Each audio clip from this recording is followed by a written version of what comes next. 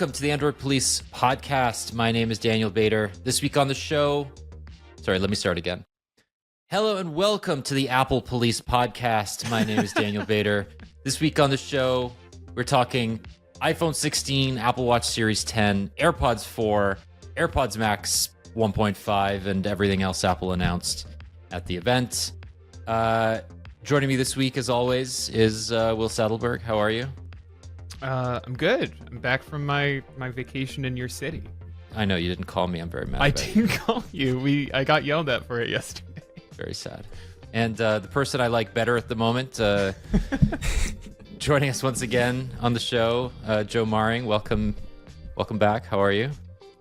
Thank you. I'm good. I'm very tired. I've been on planes a lot in the last couple of weeks, I think, from Berlin for IFA and then Cupertino for the Apple event. So, I actually want to break this down. I want to break this down, Joe. When did you get home from Germany? I got home on Saturday. Late Friday night. Had all day Saturday at home to recuperate, and then Sunday was morning off to California. Sunday morning, yes. Yeah, you're sick in the head. That's disgusting. I don't know how anybody travels like that. I will ask you, Joe, before we get into Apple, what was your favorite part of IFA? Because everybody goes to this show in Berlin and has a very different experience. It's either like, I got drunk with a Samsung executive at some like shady club, or like I did a massive walk around the city and I absolutely loved it, or I saw this super weird gadget and it made me fall in love with trade shows again. Like everybody's got this story. So what's your IFA story? A couple.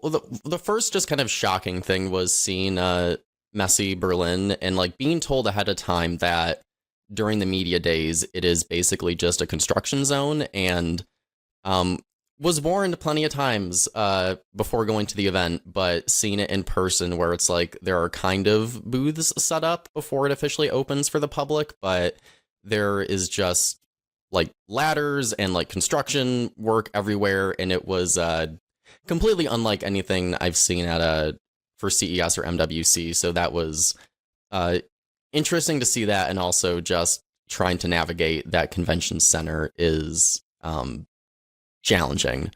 But other than that, Ben Schoen and Andrew Romero, both from 9 to 5 Google, we took one night getting back from the Messy, and all across Berlin are dozens and dozens and dozens of little electric Lime scooters, and we took those around the city, and what was supposed to be like a 10-minute ride turned into almost an hour because we kept getting lost because Google Maps navigation kept taking us to the wrong spots.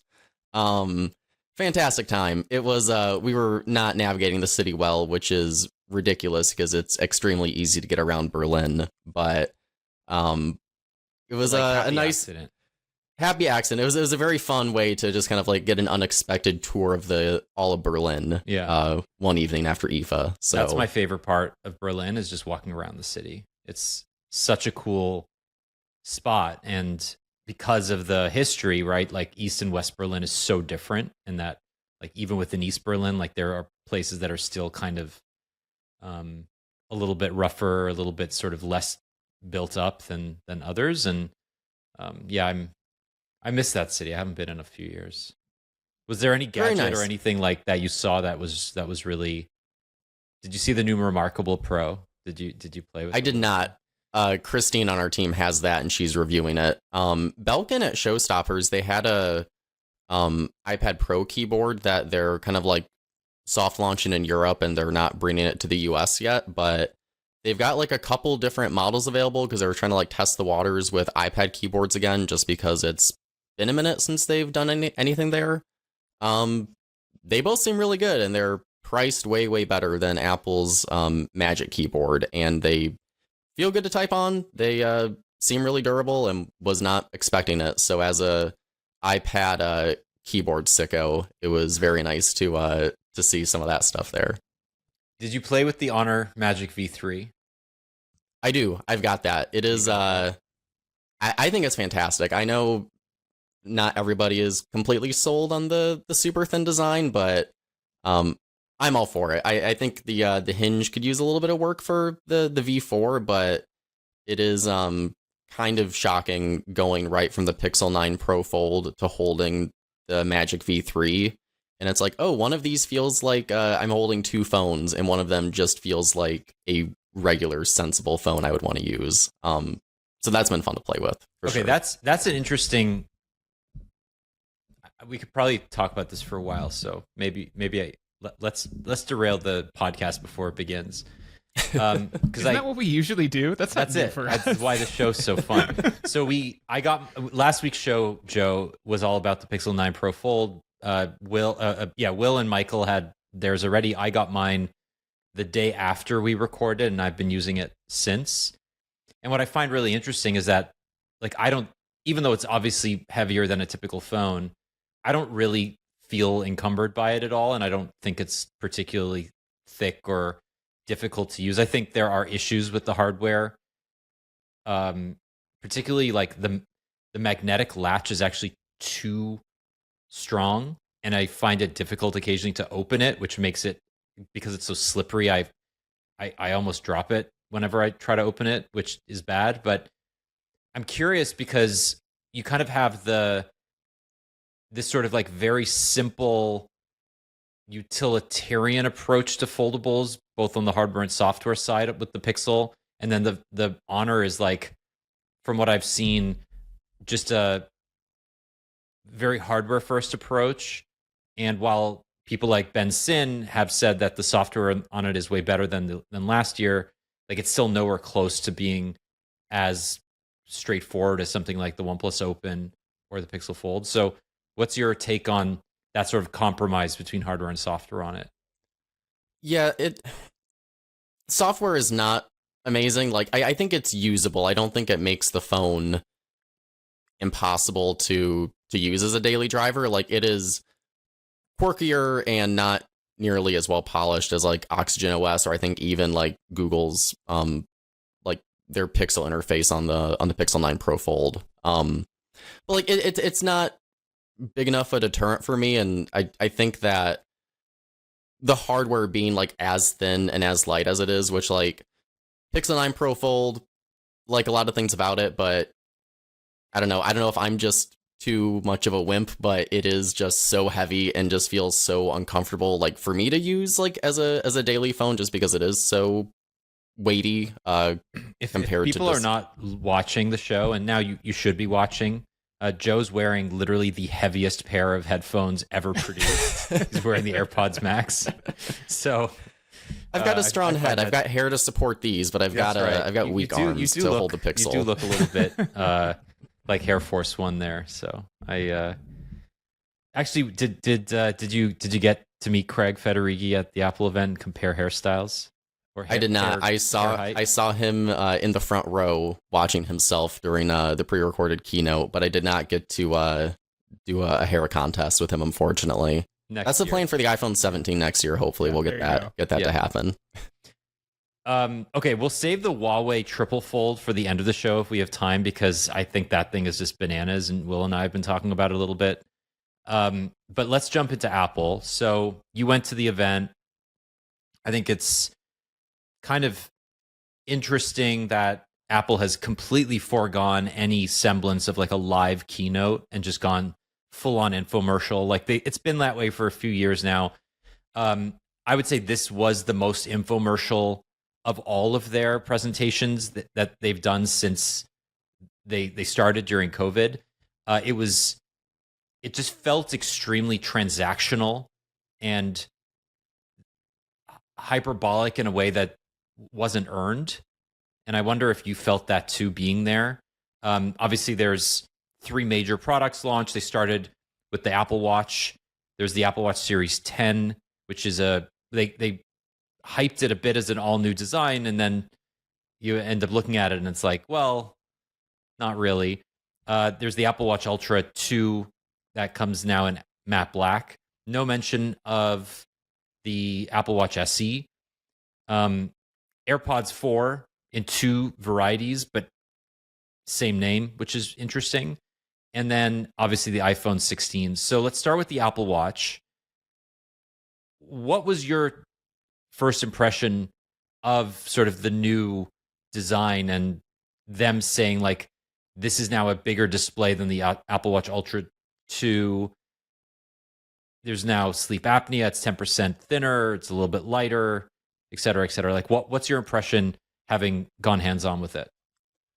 Yeah, so I mean, watching the keynote, like before touching it, like, it was kind of easy to look at it, and like it does look very, very similar to the Series 9 and the Series 8 and the Series 7, but wearing it and like kind of getting to hold it side by side with like hold a Series 10 next to a Series 9, it does feel noticeably lighter, and the Series 10 kind of sits more flush on your wrist than the Series 9 does, which is not a bulky smartwatch by any means, but when you kind of have both of them on and you're holding both of them, like it is I think a pretty noticeable weight and just kind of comfort difference. Obviously, like I don't think it's reason enough if you have a Series 9, like you need to get the Series 10 just because it's a little bit lighter and it's thinner, but like it is extremely comfortable. Like not that the Series 9 ever felt like an uncomfortable watch to wear, but like I'm not going to complain about having it be even lighter and even thinner and just more comfortable to wear to bed or just wearing it all day or going on a run or something. So that part of it I really do like.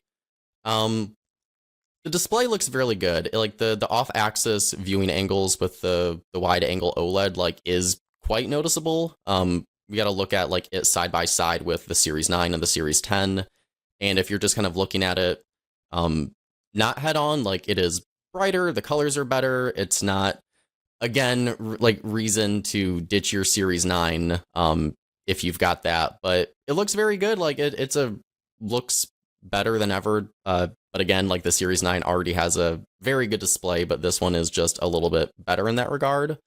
As far as the size increase, I think the metric Apple was using is that you get an extra line of text on the screen compared to the Series 9 and the Series 8. So if you're in Apple News or Messages or Mail, you can read another line of text compared to last year's Apple Watch, which is a little bit less scrolling, but like that's obviously not a drastic a change there.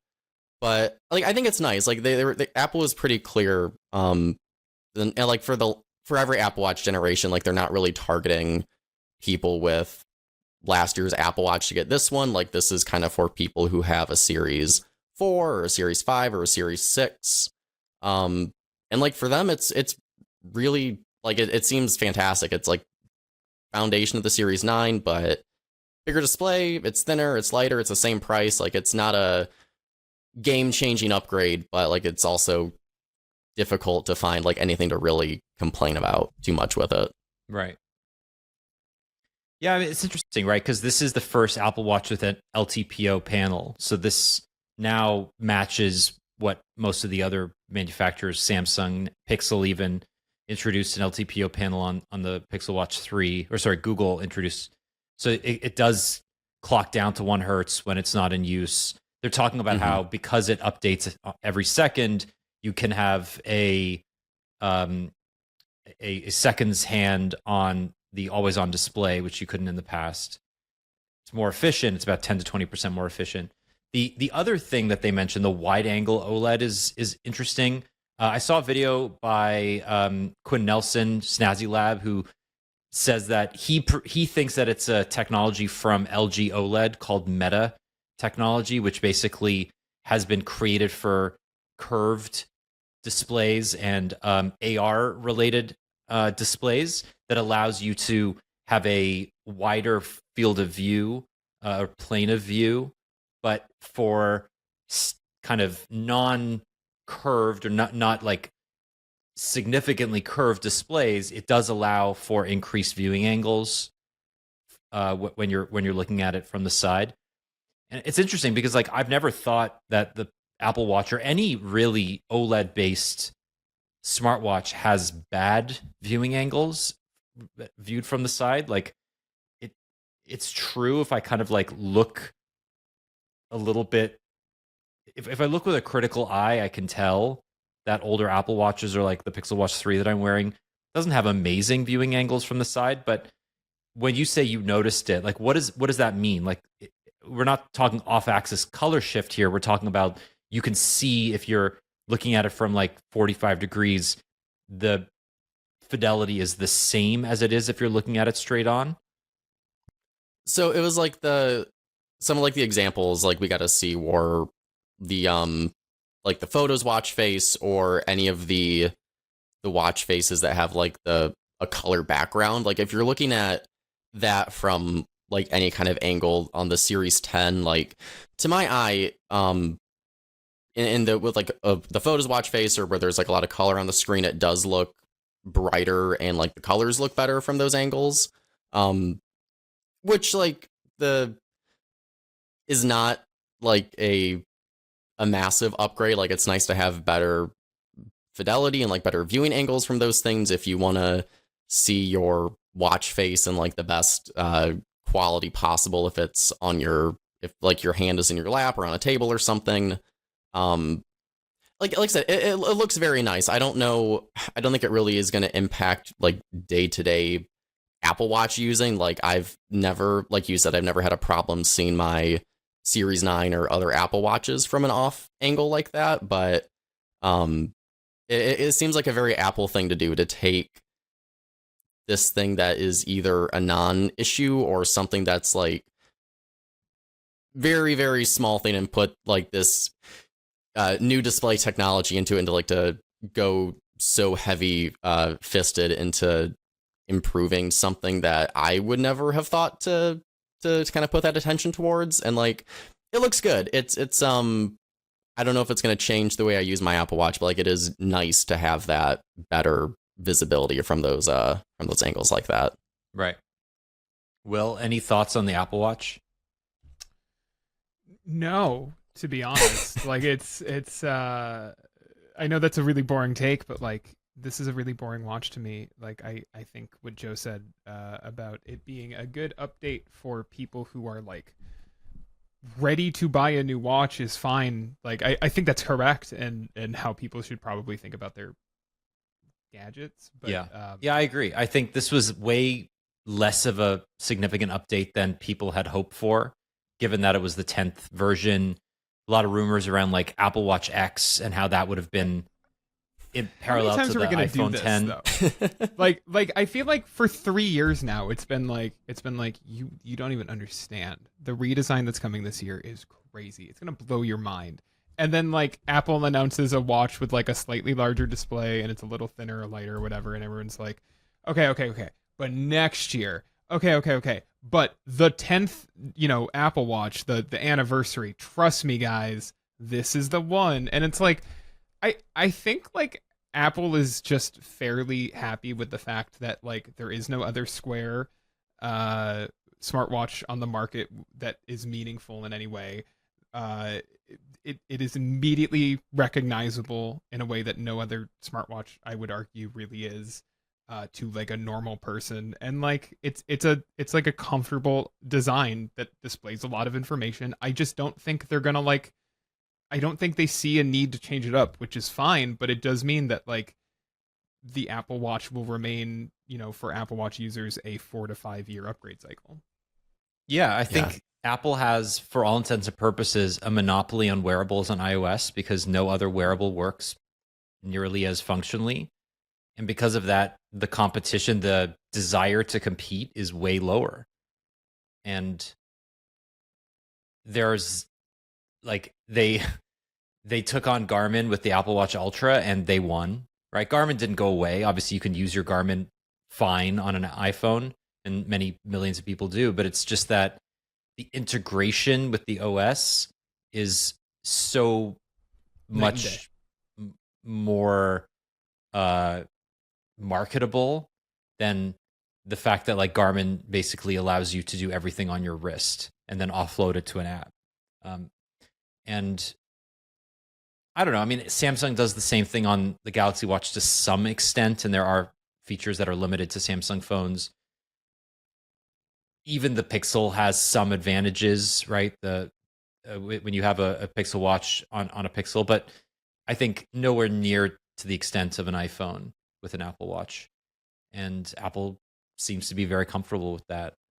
So, yeah, I don't know. I'm interested in seeing what the hardware upgrades feel like. If the 10% lighter and thinner actually make a big difference in day to day, but I'd rather a bigger battery that lasts longer so that I can sleep with it comfortably without worrying about it dying. But I don't know. I will say, last Apple Watch note, this is like the dumbest thing, but I'm so excited that the external speaker grill can now play podcasts and music. Not that it's probably going to sound amazing, but just for like whenever I'm around the house, like Swiffering the floors or dusting or doing dishes, like I want to have something to listen to, but it's kind of a pain to like make sure my phone is somewhere and to like carry it with me and like put it on the table or whatever. So just to have a speaker that is on my wrist and is close to me that I can listen to the Android Police podcast or whatever else it may be. It's the smallest thing, but I'm extremely excited to mess with that. I think it's going to be fun, and I don't like to wear like earbuds or headphones around the house when I'm doing that kind of stuff. So very small thing, but I'm That's because your AirPods Max are so heavy that you cannot move with them. This is true. You can I have Swiffer to in sit one in this spot chair and can't over move. and over again. No, I think it's funny that you mentioned that because I've just anecdotally been seeing more and more people using their phones as speakers out in public, or even people bringing little clip-on Bluetooth speakers and just like listening to music with a speaker on the subway or some ridiculous thing like that. And I wonder how many people are just going to start kind of like blaring tinny music on their Apple Watch when they get this. I think this will not be good for my mental health, is what I'm saying. So, all right, no updates really. I mean, obviously, there's now a jet black Apple Watch Series 10. The matte black series, or Apple Watch Ultra 2 is available. I'm not surprised they didn't update the Ultra 2, given that it's still good. I don't see any reason why it needed to get updated. It's still expensive. No update to the SE, which is disappointing given how limited that is. That's basically like an Apple Watch Series 3. Like Series 3.5, Series 4. But next year, I'm sure there'll be an update. Let's move on to AirPods. So this is interesting. I think this lineup got the biggest overhaul of all of the products announced. They got rid of the AirPods 3. The AirPods 4 now come in a $129 version and $179 version. The latter, same design. They're still open design, but there's ANC as well as a wireless charging case with a speaker, like what came with the AirPods Pro 2. So, Joe, I find this fascinating, right? Because ANC on an open earbud is difficult. It's not, I would say it's relatively new to the market. Samsung did it with the Buds 3 this year. There seems to be a push to get people to kind of, or there seems to be an acknowledgement that you can do ANC with an open design, even though it's not nearly as effective. What did Apple say about this to you? Like, is this something that they're touting as like their ANC is tuned for specific use cases, or it's just you don't have the passive isolation, but we're going to blast, we're going to cut as much noise through the microphones as possible, and you're going to get a decent experience? Yeah, so I didn't spend really any time with AirPod stuff. Caleb, our like AV audio guy, was the point person for that. So I can't speak too much more to like other than just what Apple said during the like the keynote and stuff. Like I didn't get a chance to try them out or anything.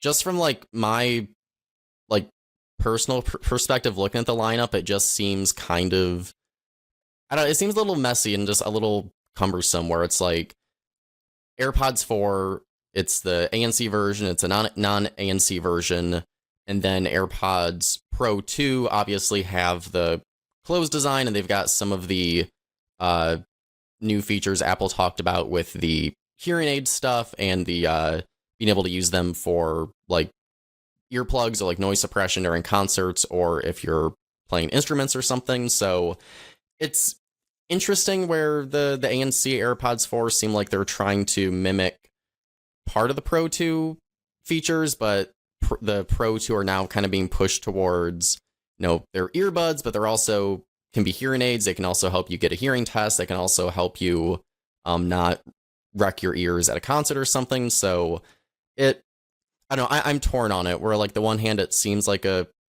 complicated lineup, but also I can kind of see what they're going for with trying to make the Pro 2 like more than just earbuds, like the extra functionality they announced during the keynote. I don't know if what your guys' thoughts are, if you think it's messy or if you think it makes sense, but I'm still trying to grapple what I think about how that lineup is looking now. I think it's pretty intelligible, right? They have basically 3 price tiers: $129, $179, $249, and 2 of the 3 now have ANC. 2 of the 3 are the same design. They still look like AirPods, and I think that's the main thing here. I think you're right that they're trying to make that $179 default AirPod into the one that most people buy, and then the AirPods Pro become more than just earbuds, right? They're adding gesture controls. That's rolling out with iOS 18, where you can like nod your head or shake your head to accept Siri commands. They're doing additional noise suppression for voice calls. Soon they'll act as hearing aids. Those are value adds that I think most people won't need or won't particularly care about. And I just anecdotally know a lot of people that don't like the passive noise isolation that comes from wearing an earbud like the AirPods Pro 2. So the fact that I still see so many people with the long stem AirPods 1 or 2, like I very rarely see people with AirPods 3, which is surprising. I don't know about you guys, but it's really still like they're AirPods Pro or it's old school AirPods 1 or 2. So I think it's because of the price. I think like the AirPods 2 dropped to like you can find them constantly for like $80 to $100, and I just think most people bought those or like buy those if they need a replacement, because the like upgrade between that and the more expensive 3rd gen ones was not like evidently clear, like when you were in Best Buy or whatever. Like it's just, oh, they're AirPods, those have a different design, but I'm used to this design, I might as well just get these and save $50. Yeah, I think that's fair. That it's a lot less confusing than it used to be. So obviously, like the hearing aid thing is significant, as over-the-counter hearing aids have become accepted through the FDA. The fact that Apple did its own massive study to be able to accrue enough data to submit to the FDA for clearance is also really interesting, right? Because it's really only able, like companies with Apple's scale selling millions and millions of the same product and generating a massive amount of anonymized data to be able to create studies that show a certain amount of effectiveness for, amplification, noise isolation, things like that.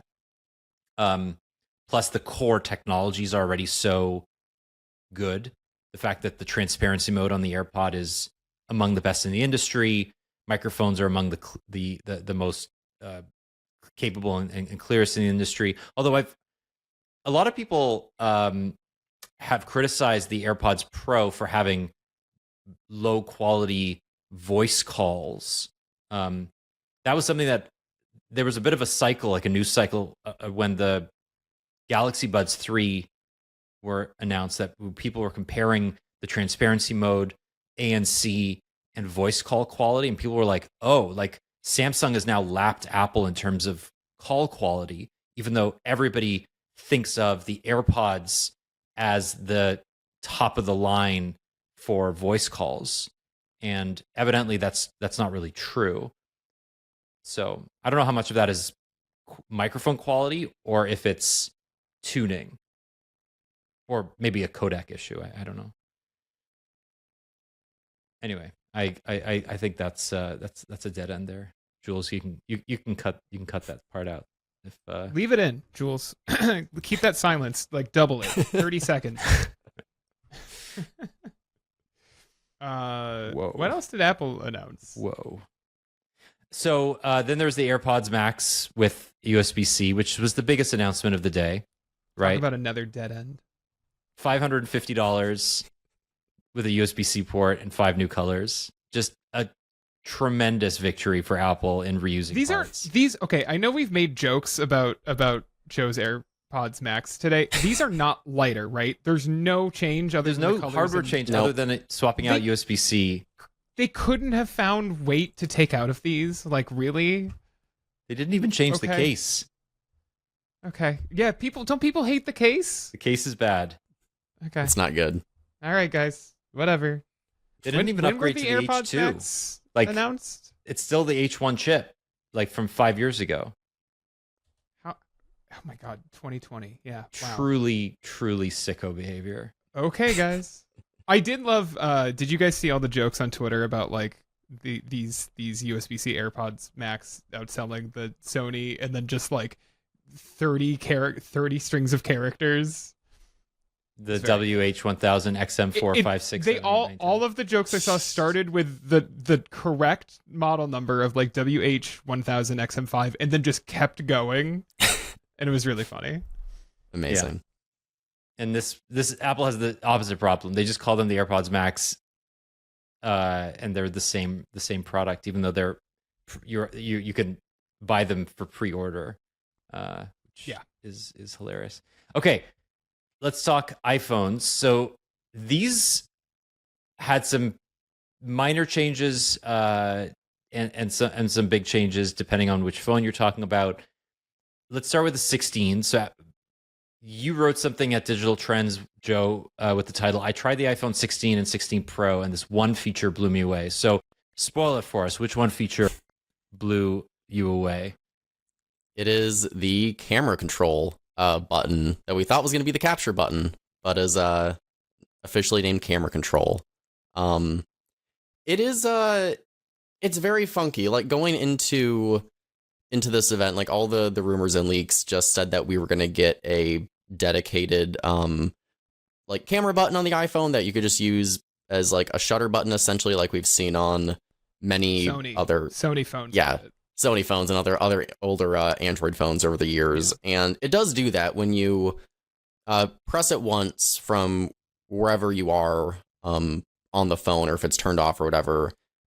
Single press opens the camera app, and then you can press it again to take a photo, and then you can press and hold in the camera app to start recording the video, and then as long as you're holding the button, the video keeps going. Then when you take your finger off and stop holding it, it stops recording video. Which is all pretty basic stuff, what we expected, but there's also a capacitive touch sensor, because it's a actual button, but then layered on top of that is a capacitive sensor. So if you do a light press and don't fully click the button, it essentially brings up like new UI for just various camera controls you can adjust. So there's stuff for zoom, photographic styles, the depth of field, your aperture, and just numerous settings you can already adjust in the camera app. But you double tap the button, you can then swipe up and down to choose which thing you want to adjust, and then just keep swiping on it to zoom in more, to adjust your depth of field, or whatever it may be.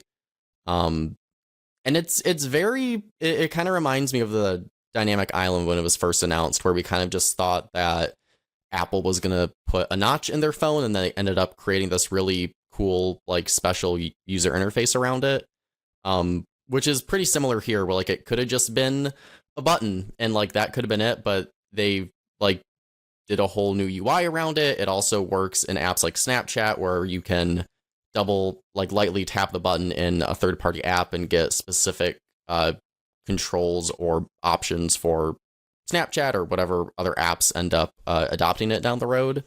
It's very fun. It also kind of helps curb the horrible layout for those camera controls in the camera app the way it stands today, where is not particularly easy to navigate from, like, as many years as I've used it. Like, I still forget where certain things are, so just being able to have like all of those controls with that button, and it's just kind of a delightful like interface they made for it.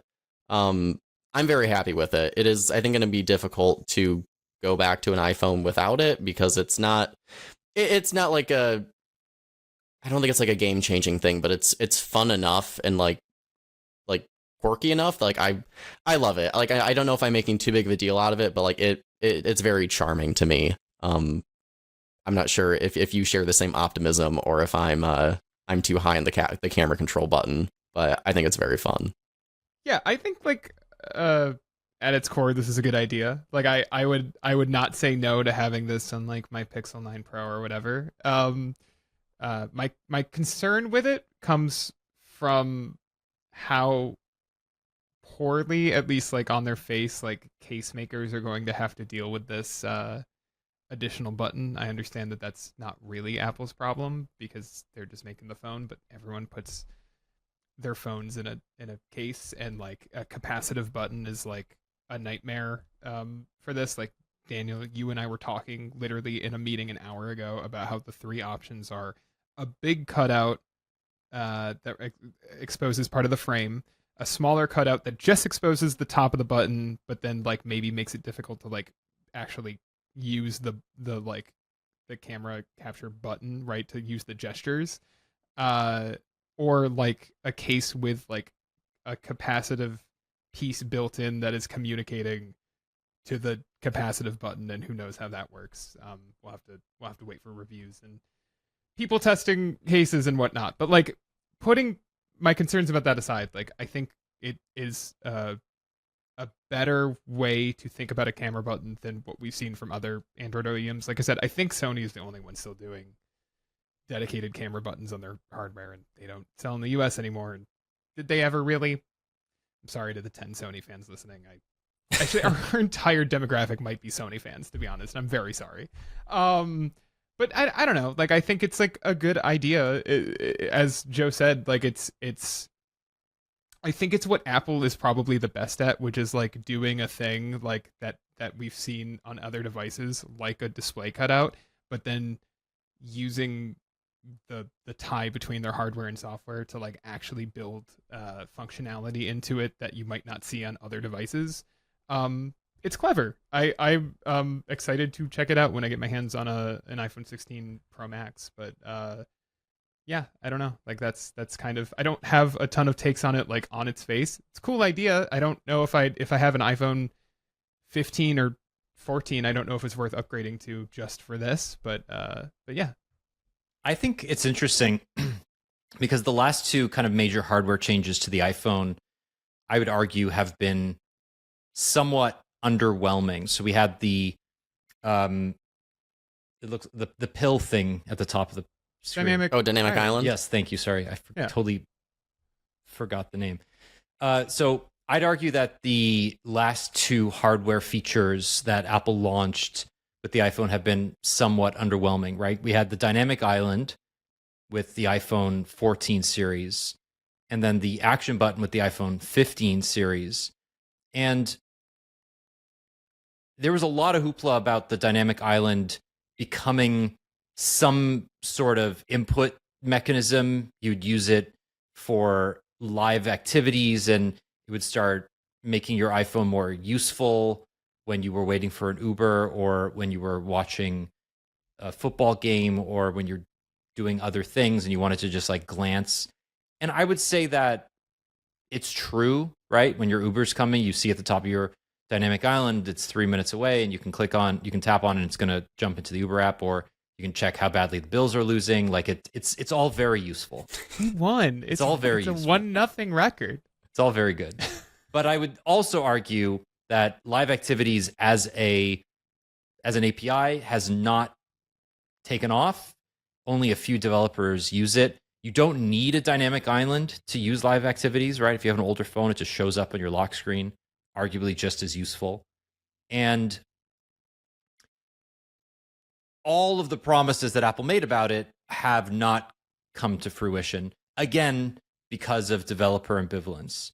The action button, I would say, is even more indicative of that, not necessarily because it's developer ambivalence, but because Apple created a system that was too inherently locked in or locked up. I cannot believe they have not expanded. I really thought with iOS 18 they would expand it to be like, we have added the ability to double tap the action button. Yes, like And like it blows my mind that they are just letting that thing sit. At the same time, they are announcing a button that does all these things, right? You can press it, you can press and hold it, you can slide your finger along it. They're like, look at how many things this button does. The button they added last year that is now just coming to the regular iPhone 16 and 16 Plus. Jesus Christ, their naming structure sucks.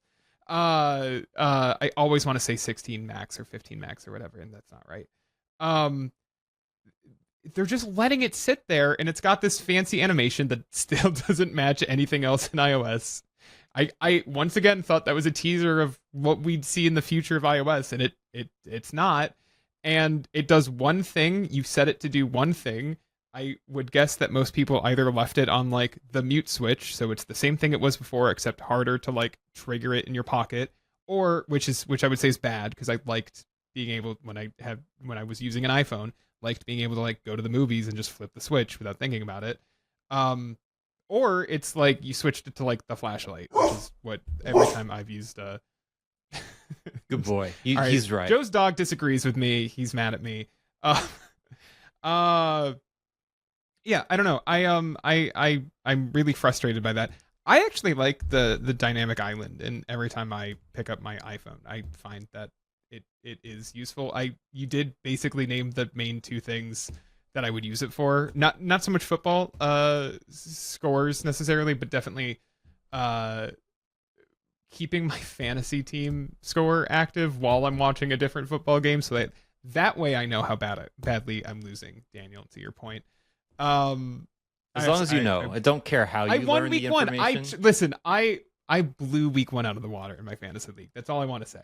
I could have won You and me against both, buddy. anybody in my fantasy league. I would have. Your ChatGPT generated fantasy league. No, that one would have lost. The one that I had Gemini draft for me, that one would have done very poorly. But the one I actually did by myself did great. Yeah. I don't know. I like the dynamic island. I agree with you that I don't think it's seen enough adoption, but since it arrived on like the regular iPhone a year ago, it has become a little more prominent. I like it for apps like Flighty, which I use when I'm traveling because there is no equivalent to Flighty on Android, and so I'll have an iPhone in my pocket with like my flight data on it. But yeah, I don't know. The action button remains confounding to me, and a pretty big miss on Apple's part that I don't think enough people are talking about a year on. Yeah, I think it's also weird that now the iPhone 16 gets the action button after it wasn't on the 15, and that it's, as you said, has not evolved at all. You can program the action button to open the camera, which everybody criticized as being super awkward to use last year. You can also open the camera app using the dedicated camera capture button, and there's the lock screen shortcut which opens the camera. So At least you can change that. You At can least change that's you can. no, but what I'm saying is like the default is still the camera, right? Yes. So there are immediately two ways that you can default to opening Correct. the camera app. And you can have a third. You can have a third if you want. It Yeah. just feels a bit messy because Apple is not really guiding you through like this. The camera capture in isolation feels extremely focused, right? It's a single serving feature, and it does the thing, right? It might there was some criticism in the hands-ons that you could do a lot with it, and that learning curve might be a bit high, but once you get used to it, I'm sure it'll be fine. But it also feels like the rest of the input structure on the iPhone is just getting a little weird and a little messy, and especially with iOS 18 opening up more customization options, the fact that the action button itself has not evolved at all in the last year is strange. But yeah, I think the camera capture is fascinating. The fact that it's both a button and a capacitive area means that it's a 2-in-1, right? It does have that physical feedback as well as you can tap it, you can hold it, you can swipe on it, and do all different things based on how you're using it. My hot take is I think this is Apple testing the water to do the same thing with all of its iPhone buttons. It didn't want to do this with the power button or the volume buttons because those are used so consistently by hundreds of millions of people every day. But by putting the camera capture on every single iPhone 16, they're going to have 100 million phones sold by the end of next year, and they're going to have a ton of data about how reliable it is. And as we've heard over many years, Apple has been playing with capacitive replacements for physical buttons because they are a huge failure point. And if you eventually get to the point where you can just put all capacitive buttons on your iPhone and have the Taptic engine take care of the feedback, and you can give people a bunch of options depending on whether you tap it, press it, tap to hold, double tap, whatever, that adds enormous versatility while maintaining the core functionality of all those buttons in general. And this is just like pie in the sky. I don't know if this will ever happen or how long it will take. But when Apple adds a hardware feature, it rarely removes it, except for the touch. 3D touch. Well, 3D touch, and then there's the touchpad as well, which did get Sure. Yeah. not touchpad. What was it called? The on the Mac. Yeah, the the touch bar. Thank you, touch bar. Yeah. That got Sorry. removed. No. But it's rare. I think what you're saying though about the home button. like the camera control kind of like being a testing ground for like other button changes. Like I think there's some like I would not be shocked to see that happen. Like, and I noticed too, when you press the camera control button, the that edge of the screen like kind of juts out a little. So like when you press it, there's like a little like black border from the bezel that kind of pushes out to kind of like mimic that you're pressing the button. And I think it was which they added with the volume. iOS 18 beta. Yeah, they did the same thing when you press the volume buttons and the Siri power button. It does that same kind of like jut out animation. So like I could fully see if that's like a new UI they're going to use. So like when they do switch to capacitive buttons, like down the road, theoretically, like you get that haptic feedback and you see that sort of like visual cue on the screen that you're pressing it, which like maybe that's what they're doing, or maybe it's just a funky animation they're having fun with. But like I think I wouldn't be shocked if that's kind of what they're doing, like you kind of suggested, Daniel. Yeah. Yeah, I agree with your theory, Daniel, and I'll take it one step farther.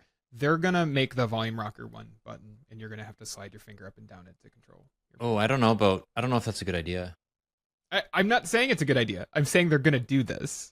They're going to make it one long button, and it might have two places that you can press, but like I really think like the more I think about how they're making people and training people to slide their finger back and forth on the camera button, like I think they're gonna do the same thing with the volume. I wouldn't be If surprised and when they actually, do because most Android phones have a single button for volume. Exactly. Yeah. Again, fewer failure points is a good thing Exactly. for repairs. Okay, so iPhone 16 and 16 Plus, other than the camera capture, 5 colors. I like the teal. I think the teal looks is so the thing. good. Pink is very I nice might too. buy one of these because of the teal. Yeah, the teal is hot. Truly. Ultramarine's nice. Pink is really nice. Yeah. White and black are there, existing. Yeah. It's matte this year, right? They're all matte. Yeah. Yep. That's Mhm. nice. That's So They still look fantastic in person too. The I don't know. I think like all 3 are kind of excellent. Like the last few years, it's been kind of disappointing with like every iPhone color has just been this like muted pastel shade Last year's of were whatever. terrible. And these are like super saturated. Like they look great online. They look great in person. I wish my partner is very upset there was not like a vibrant yellow, but other than that, I think these are Maddie really, really would feel good. the same if I showed the reason Maddie has an iPhone 14 and not an iPhone 15 is because she wanted the vibrant yellow and did not care about anything else other than the fact that the pastel yellow they did last year looked terrible, which it did. the display's a little brighter, but it's still 60 hertz, and I mean, I don't know. A lot of people are fine with this. I think it's about time Apple puts a 120 hertz display on an $800 phone. I don't think it'll happen because Pro typically means higher refresh rate across the product lineups. But yeah, I think this is just it's about time.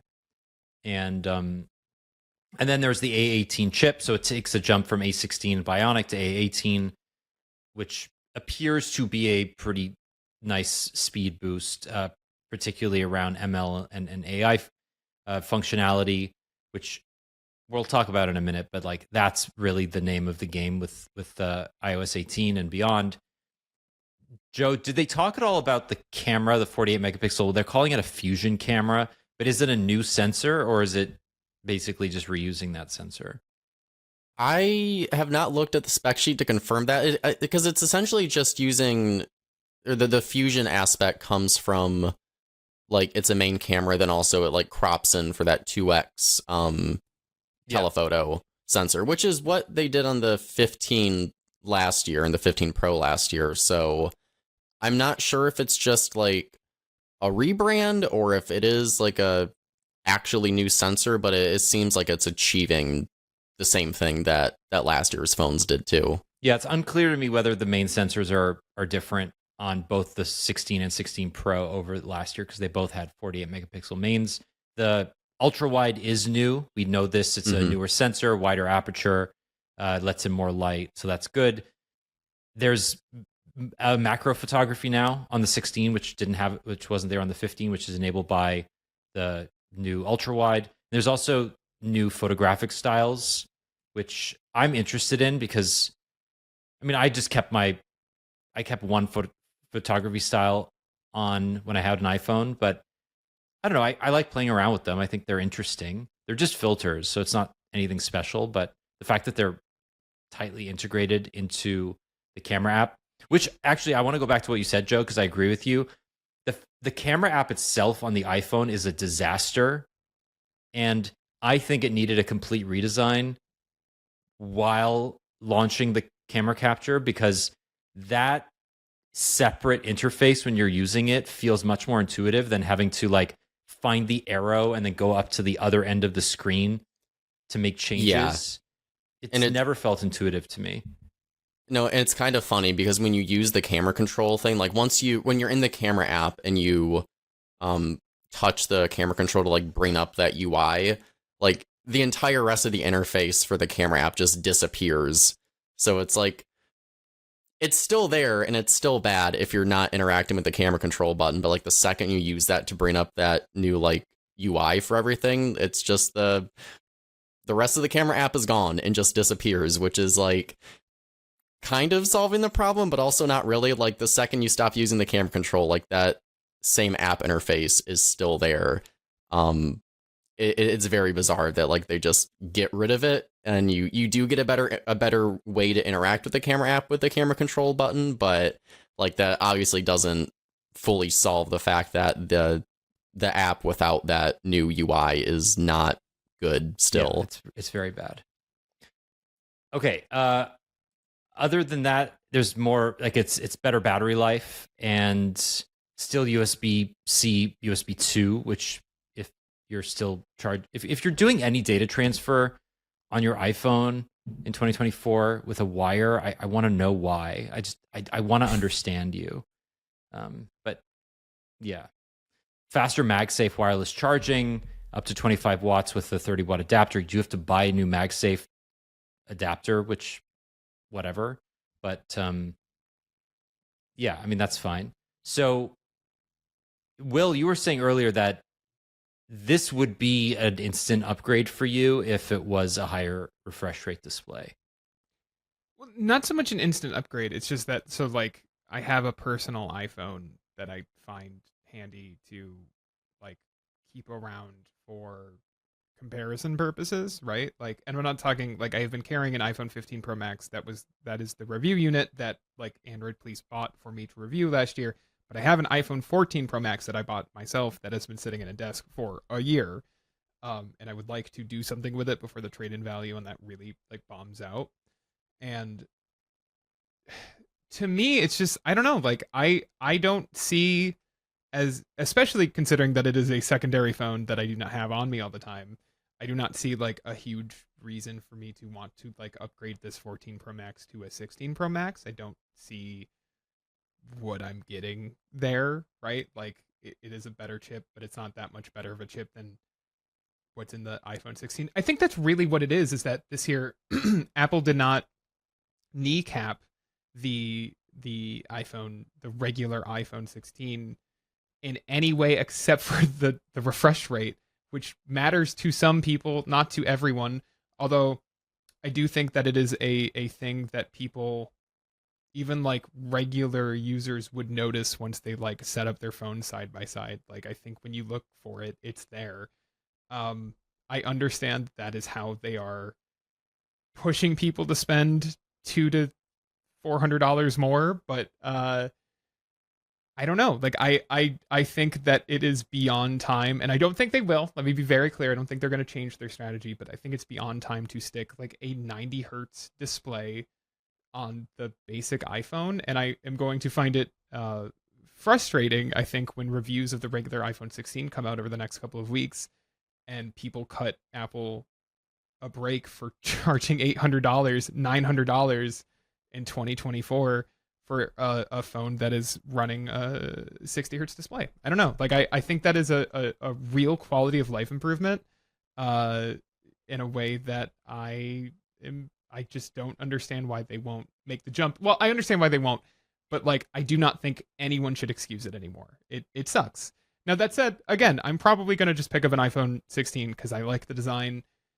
It will be a fun phone to throw in my bag when I go on trips that I can use apps like Flighty. It's like the reason I carry it.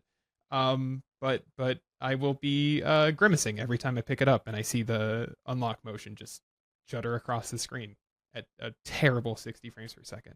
What we really need is the PS5 Pro of iPhones. Is what I'm saying. Yeah, the PS5 Pro is only $100 less than the iPhone 16. Just there you go. What a context. bargain! What a deal. That makes it either much cheaper, or like great value, or terrible value, depending on how you look at it. Okay, Joe, I want to hear your 16 Pro and Pro Max take. It has everything we talked about, but slightly larger displays, slimmer front bezels around those displays. It has an upgraded ultra wide camera, 48 megapixels. It has 4K 120 video capture, much improved battery life over the iPhone 15s, and the new A18 Pro chip, which has an extra core over the A18. I'm sure there's some other things in there, maybe faster memory, but we're not entirely sure. Really quickly, can we just point out that, you know, a month after we've watched as like Google's been like, guys, don't worry, we've got our second generation of Video Boost. It's going to make your Pixel video look so good that Apple comes out here and is like, we're doing hardware 4K 120. You don't need to upload it to the cloud and wait like an hour for us to process it. I just like, it's such a miss on Google's part. They really need to improve their video recording is all I want to say. Well, it won't happen until the Tensor isn't a piece of shit. I don't think this year's Tensor chip is a piece of shit. No, but it's except not for a piece when it of comes shit. to gaming and video recording. 4K 120 is a memory bandwidth limitation. Absolutely. Right? Like I know. This yeah. is but like I'm saying that Google needs to get its act together. I'm sorry, Jules, you have to censor that. It's very rare where you're like, but you said this about the Pixels yourself. Gaming isn't great on it. It's not. There are hardware limitations. Like most of the time, you don't run up against those limitations, but in this case, you do. Like video is not great. It does support 4K 60, but 4K 60 video on the Pixel is not nearly as good as the iPhone or the Galaxy. Okay, so that I think like it's when you just read out the spec comparison, Joe, it doesn't make for a compelling upgrade on the Pros. But like, what's your take? You've played with them. What do you think? I don't know. I'm very torn on it because it is a better 15 Pro and 15 Pro Max from last year. Like I'm excited to see what the new cameras look like. I rarely take video with my phone, and like especially not like am not trying to shoot professional grade stuff. So like the 4K 120 is technically impressive. I don't know if I will ever touch that at all though. I don't know, like the new displays look good, like the thinner bezels are impressive. You're getting a 0.2 inch size increase for the display for the Pro and the Pro Max compared to last year's phones, but similar size bodies because of the slimmer bezels, which is nice. Like they seem like very, very good phones. I think I'm just tired of that design at this point. Like we've had this same Pro design since the 12 Pro? Yeah. Basically, 12 Pro, They 13 switched Pro. to flat sides with the 12. Yeah, and like it's fine. Like there's nothing bad about it. It's very well made. Like the titanium they introduced on the 15 Pro last year is so much better than stainless steel from my time using it. And like that's returning this year.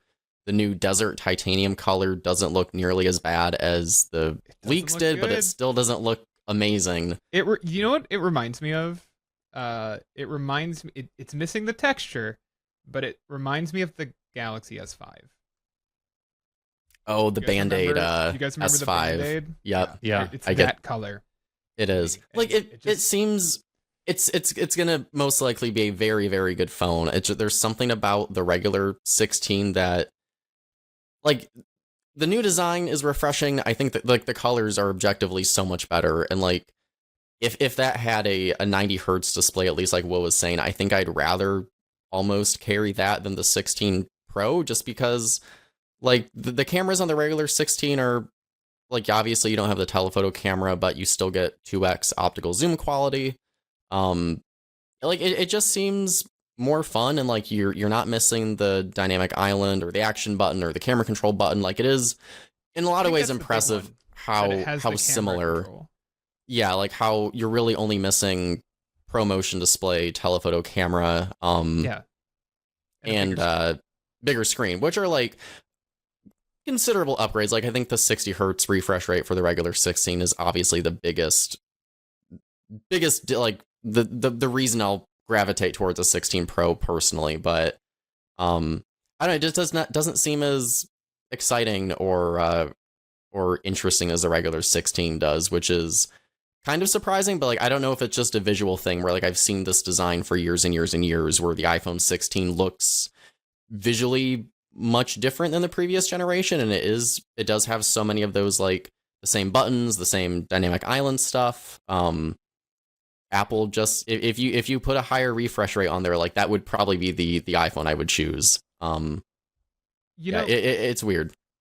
Outside of refresh rate, which I think you could make the argument, everything you just named, I would say is not like a feature I would consider pro. Like I don't think there's anything inherently pro about a 5x like telephoto lens. Like I understand that is how every smartphone maker wants you to think of it, up to and including Google and Samsung, etc. But like I don't think there is anything like prosumer about wanting to zoom in on a subject. Like you can be a mom at your kid's soccer game and want to zoom in on your kid across the field. Like there's nothing pro about that.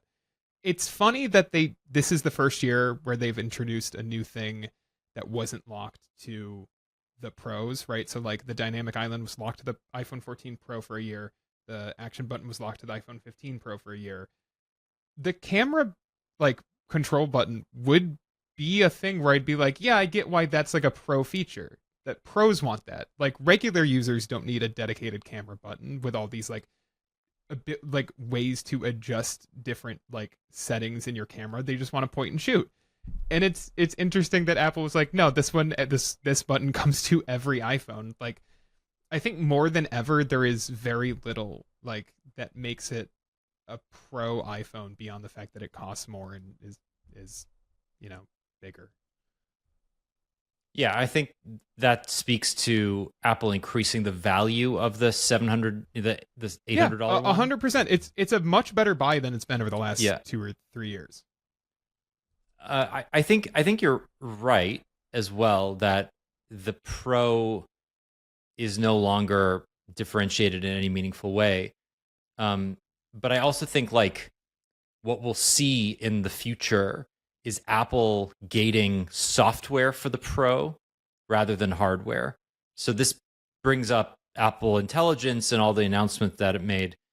I'm convinced that within a year or two, we'll have a number of Pro exclusive AI features that are gated for the Pro SKU of the A chip, right? And like forever gated, or just for that generation, and then the next year the cheaper iPhones get probably. those features? I mean, that's been the way that the hardware has gone, right? And there are certain 15 Pro features that will get iPhone 15 Pro will get specific Apple Intelligence features, and the 15 will not because of the A16. And people are like, oh, that makes sense because the A17 is a full generation newer, blah, blah, blah. But like now, if we look at what Apple is doing, and it's not to say they won't put like another A18 in the iPhone 17 next year, but if it appears what they're doing, they're going to allow for closer hardware features in order to find ways to differentiate the pros through experiences. And that might mean like more RAM, faster memory, slightly more cores on the CPU, but it may not mean like a dynamic island launches on just the Pro. And I think like if Apple really wants to start making the compelling argument that AI will change people's lives, that has to fit in with its Pro narrative the way that hardware has heretofore fit into its Pro narrative. And at some point, when Apple includes AI gating in its Apple One subscription, which it inevitably will, because there's money to be made in AI, and we know that gold rush is happening, right? Google is giving you a year of Gemini Advanced with every Pixel 9. Like, this is a thing that's happening. I wouldn't be surprised if within a couple of years there's software gating behind Apple Intelligence. And that kind of leads us to the final thing about this, which is so much of the keynote, so much of the announcements hinge on Apple Intelligence features eventually arriving, and iOS 18 has none. The phones that you get on September 20th will not have any Apple Intelligence at all. They're going to come out in beta with 18.1 in October, and then another salvo will be released with 18.2 in December. And then again, it'll be region locked for a number of months before it rolls out more widely to other countries in 2025. So, Joe, I mean, what's your take on the things that you've seen with Apple Intelligence? Because obviously, Craig spent a lot of time in the infomercial talking about Apple Intelligence, rehashing a whole bunch of stuff, but also the visual intelligence stuff that was shown off, which is only possible with the camera capture button. What did that look like in person when you were testing it?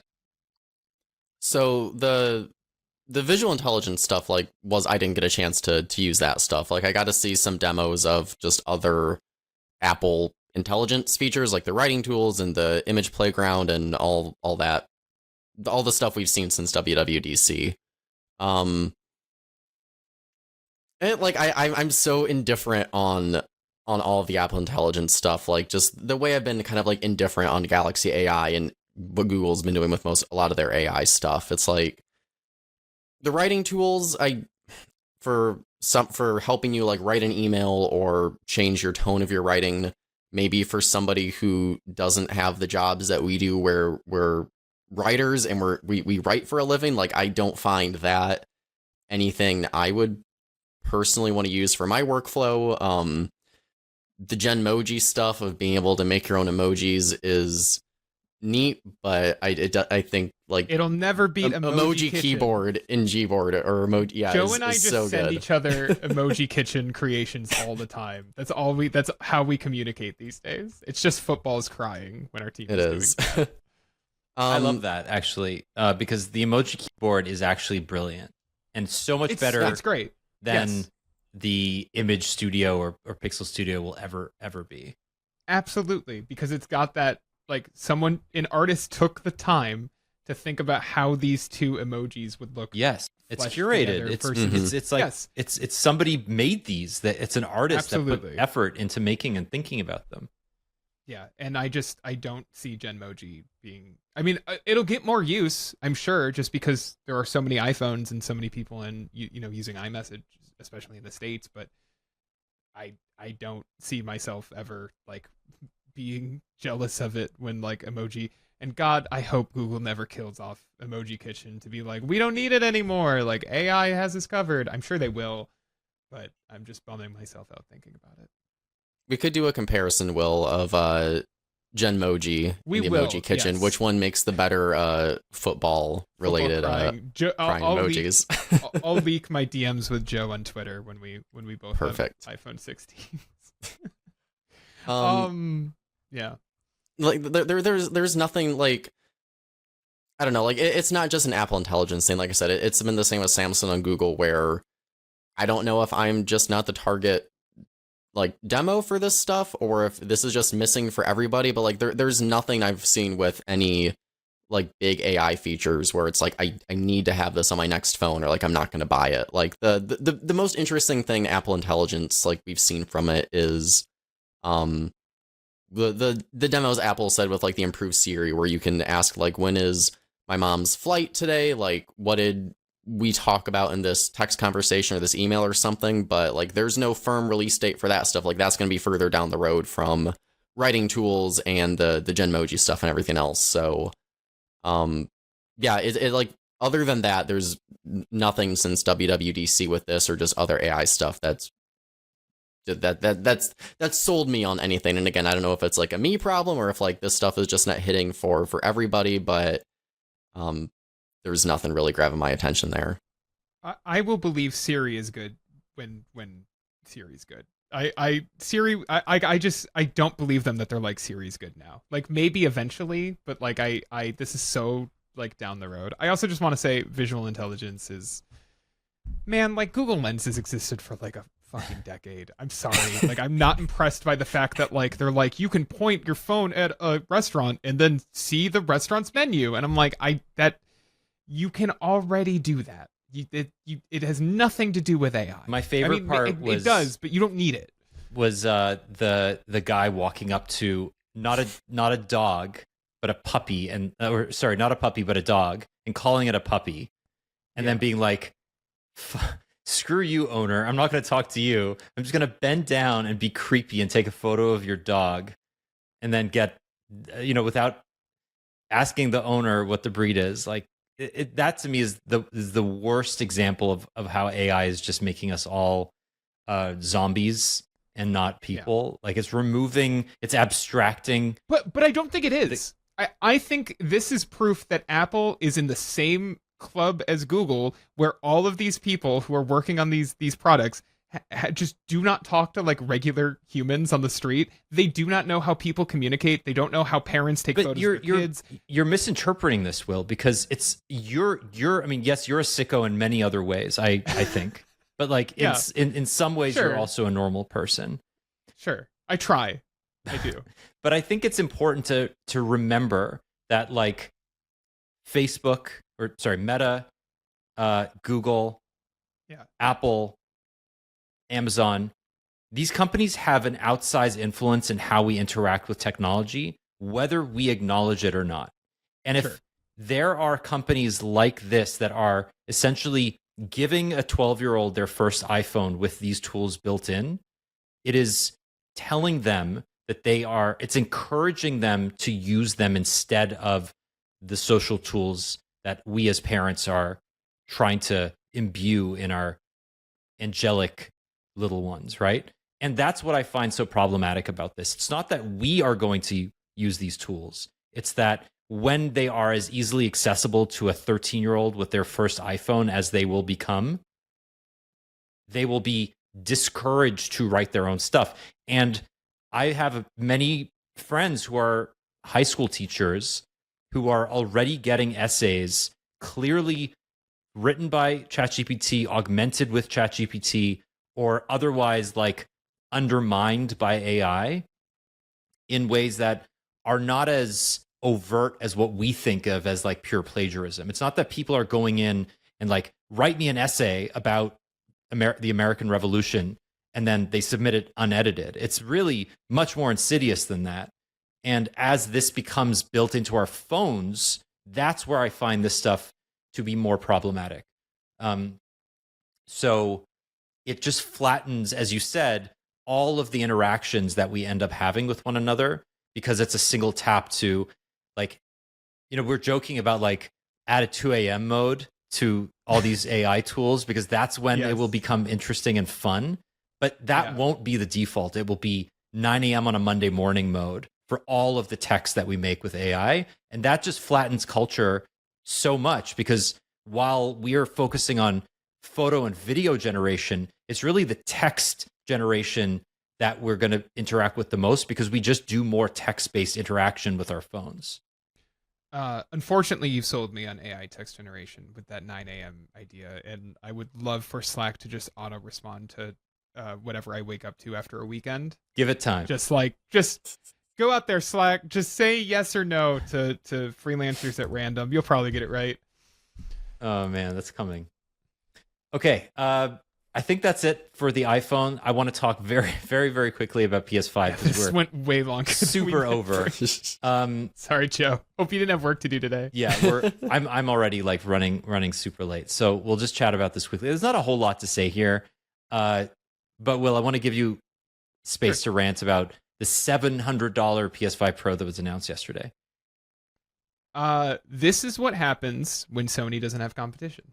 We've seen it before. This is not new. This happened. This was the PS3 launch, right? This was the infamous like E3 presentation for the PS3, where it cost $600.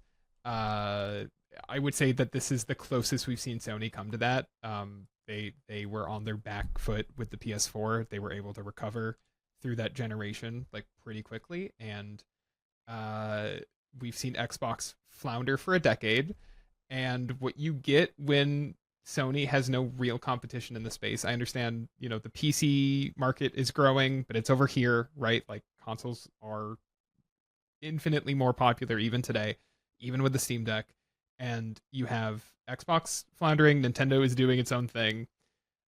You get a $700 PS5 Pro that I can't figure out why it exists. I watched these demos, and they are using they're like, look in the background and just see how much clearer the foliage is. And I'm like, we have fully lost the plot. Sony is shipping like 2 games a year at this point. They are coming off a month, the last like 4 weeks, where they launched a game called Concord, canned Concord a week and a half in, and then launched Astrobot, which is not trying to do photorealistic graphics like the PS5 Pro is aiming for, to massive acclaim and I assume sales success. I don't think we have sales numbers yet, but certainly like critical acclaim. I think it's got like a 94 in Metacritic. I just think this is crazy. I just think that we have lost the plot on what games should look like, on what consoles should be doing. I do not understand who this $700 PS5 Pro is for. Because it only exists to try to get people who already own a PS5 to upgrade.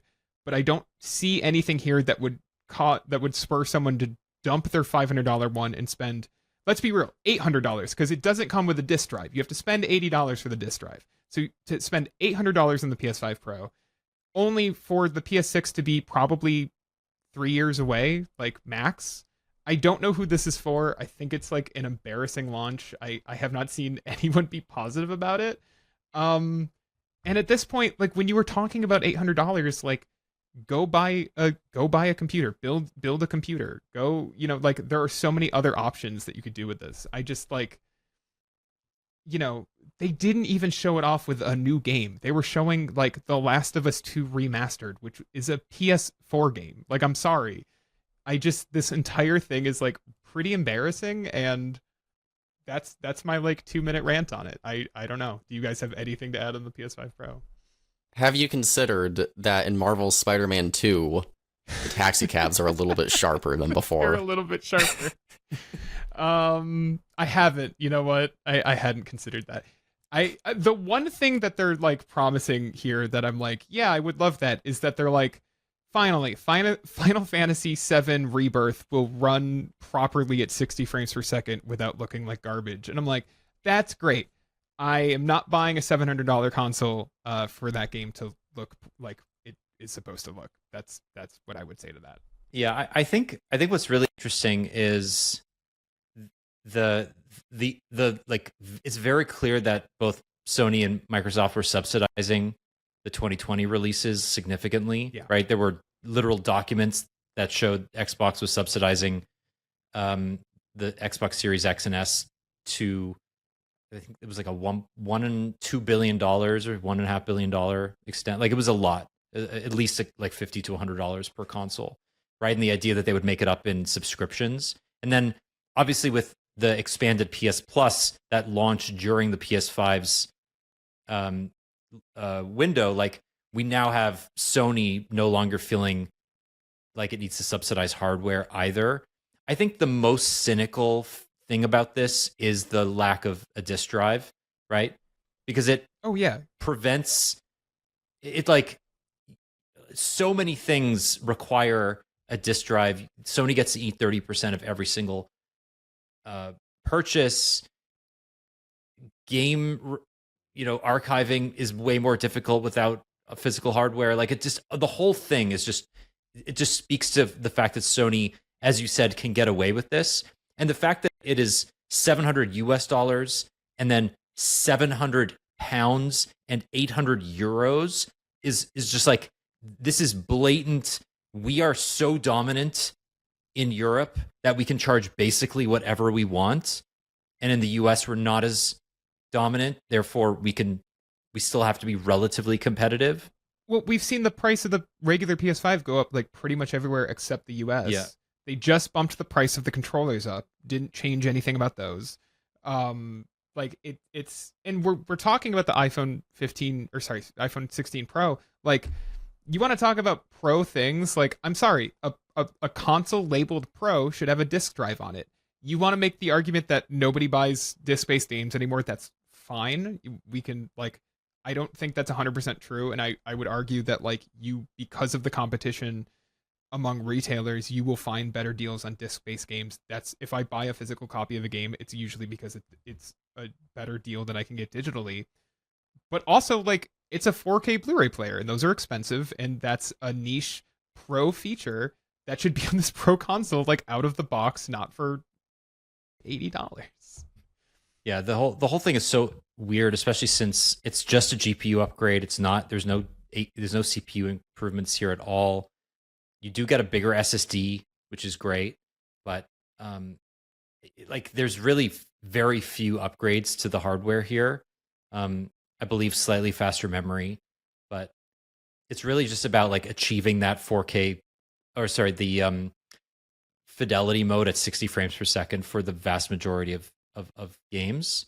And Which they promised with the original PS5. I just want to say, Yeah, like they this is my did. other problem is that 4K 60 was talked about a lot in the run up to the PS5, and it was a lie. Like they just lied about it. They either knew that developers wouldn't be able to hit that target, or they were surprised that developers weren't able to hit that target, including themselves. But like, I'm not going to run out and be like, this time it's fixed. This time it's 4K 60.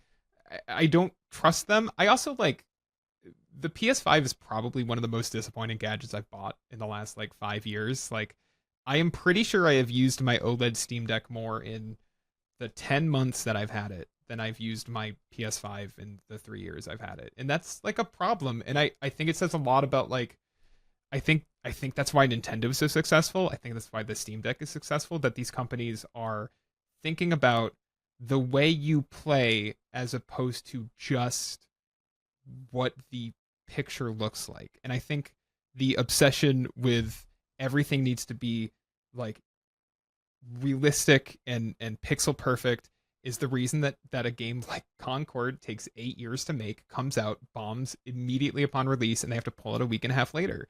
And like you look at Nintendo, I am not going to stand here and say that the Switch is not aging hardware. Of course it is. It's running the like chip that my Nvidia Shield tablet was using in 2014.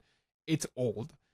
But like Nintendo has more games coming out to end this year than Sony does that at least I'm interested in. I haven't done a deep dive into Sony's holiday plans, but I'm pretty sure that the only one is like Astrobot, which just came out. And meanwhile, like Nintendo is about to drop a new Zelda game that looks really good, and the early word on it out of PAX is that it's really good. And like they've got a Mario Party game that might be good, might be trash. That's usually how those go.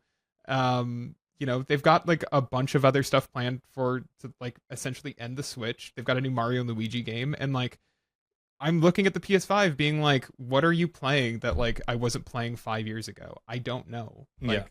I think it's just frustrating. the fact that you can now play Resident Evil Village on your iPhone just negates this whole thing. You should not buy a console anymore and just play your AAA titles on your phone. I mean, like, I feel like you're being sarcastic, but like, if the Switch 2 comes out and it can play Resident Evil Village, and I didn't have a Steam Deck that can play Resident Evil Village, like, I would probably be like, yeah, I think I'd rather play it on the portable thing that can dock into my TV, even if it looks a little worse, because guess what? That fits my life a lot better. And I think it says a lot that we've seen, Valve and we've seen Nintendo be as successful as they are. I think they are thinking about games in a better, like, healthier way than Sony is. And certainly Xbox. I don't know what they're up to, but I don't disagree. What's the last game you played, Joe?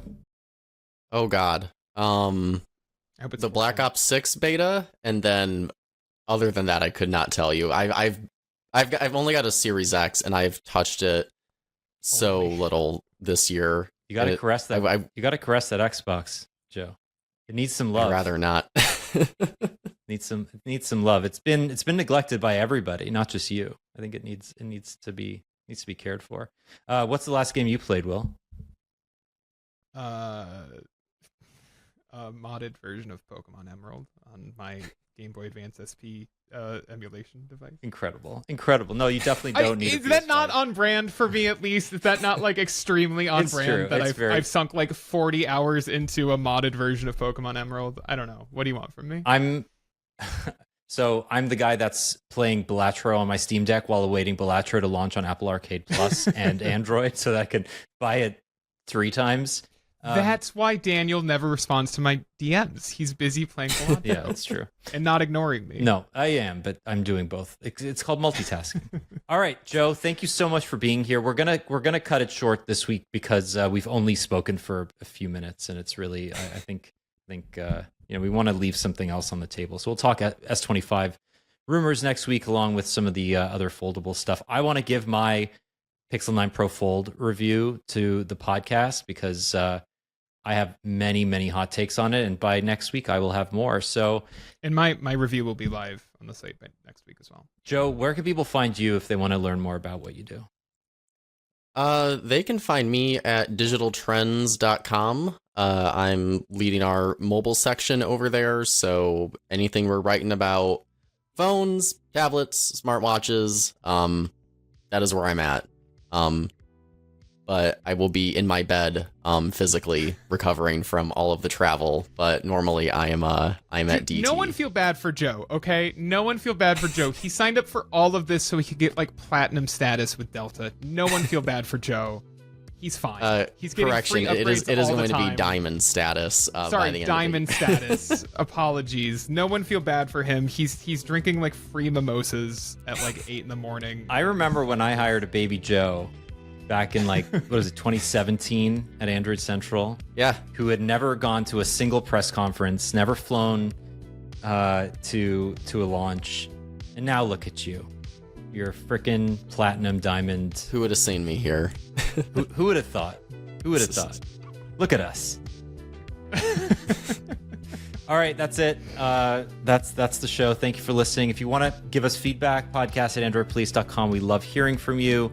Next week will be much more Android focused, but let us know what you think of the iPhones, the Apple Watch Series 10, and the AirPods 4. Will you be partaking? Will you be buying it for friends and family? Will you be moving over? Let us know. And that's it. Have a good week. We'll talk to you soon. Bye-bye. Bye. Bye.